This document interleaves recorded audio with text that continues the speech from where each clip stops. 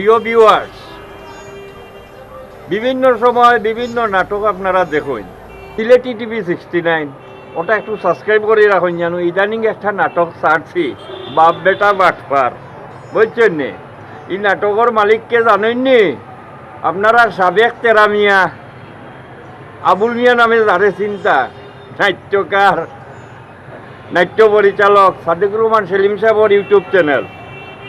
ইদানিংকার একটা নাটক নাটকের নাম হইল নাতি নামার কইলজা।